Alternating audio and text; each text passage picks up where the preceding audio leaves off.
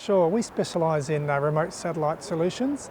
So where the terrestrial radio networks and cellular networks fall down in the remote parts of Australia, that's where we step in and we provide occupational health and safety solutions, machine-to-machine communications, connectivity, backhauling of data from remote sites and sensors, etc. So we really step in where there's nothing available effectively. Yeah, we see a real connection here because in terms of, extending the coverage of drone technology, etc., whereby, providing tracking capabilities and also being able to be connected to sensors on the drone, where they need to perhaps, push that information back to another location that isn't covered by cellular.